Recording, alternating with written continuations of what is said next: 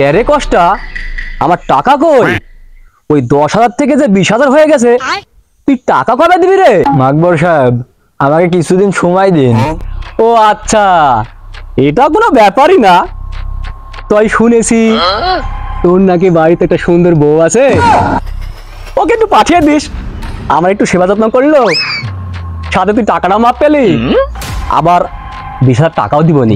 C মাকবর সাহেব, C আপনি একটু অপেক্ষা করেন, আপনার টাকা আমি এখনই এনে দিচ্ছি। A few moments later. এলেন মাকবর সাহেব আপনার টাকা। এখানে 20,200 টাকা কম আছে, এই 200 টাকা দাবি করেন না, আমি এর টাকা দিতে পারবো না। ও 200 টাকা দিবি না যখন, তুই ঠিক আছে, যা।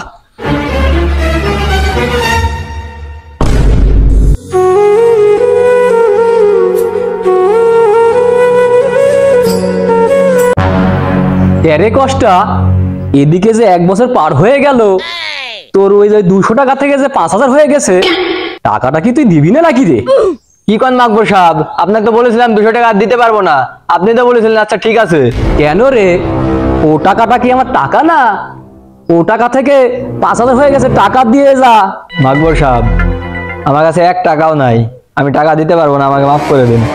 তাহলে একটা কাজ কর, এই সাইকেলটা আর এই চাউলের বস্তা থুয়ে যা, বাড়ি থেকে টাকা আন, তারপরে ছাড়া পাবি। মাকবর সাহেব, আমাকে ছেড়ে দিন মাকবর সাহেব, আমার এই চাউলের বস্তা যদি না নিয়ে যায় আমার বউ বাচ্চা না খেয়ে থাকবে, আমাকে ছেড়ে দিন মাকবর সাহেব।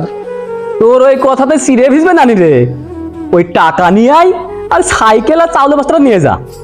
মাকবর সাহেব, ছেড়ে দিলেন না তো আপনার উপর আল্লাহর গজব পড়বে।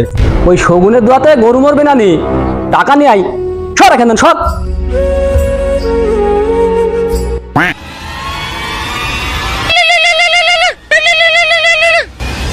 হ্যালো, কি মাকবর সাহেব, আপনার তো গোডাউন মোডাউন সব পুরি সারকার হয়ে গেছে, আপনার তখন রাস্তার ফকির। মাকবর সাহেব, আপনার কি হয়ে গেল? মাকবর সাহেব, আপনার কি হয়ে গেল? মাকবর সাহেব, যা, ভালো মানুষের পিছনে ঘরে গা, আমার মতো সুৎখরের পিছনে ঘুরলে তোর জীবনটা তেজপাতা হয়ে যাবে। সর এখান থেকে, সর। रुको जरा। গরিবের দুঃখ গরিবরাই বুঝে, আর বুঝে সুৎখোর। জীবনটা হবে তামা তামা যদি খুঁজো সুৎখোর মামা। এই সুৎখোর, তোকে বলছি, তোকে কি করে পারলি বলতো ওই মানুষটাকে বাড়ি ছাড়া ভিটা ছাড়া করতে?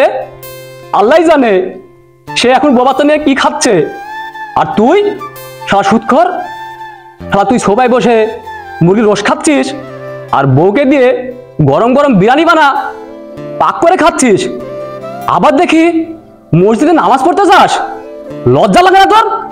বেহা, আবার দেখি মাথায় টুপি, জুব্বা পরা, হাতে তপসি, আবার তুই সুদ খাস।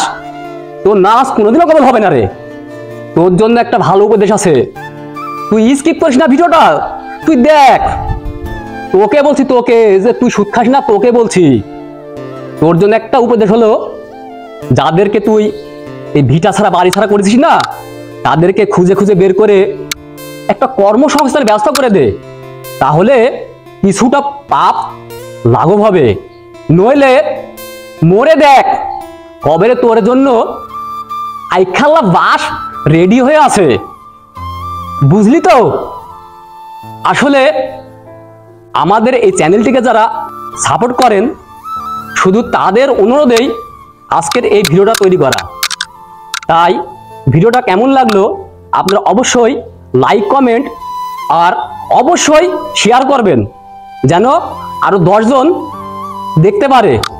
পরিচালক, ক্যামেরাটা বন্ধ করেন, নাহলে সুৎখোরেরা অলরেডি আমাকে খোঁজা শুরু করেছে। ধন্যবাদ।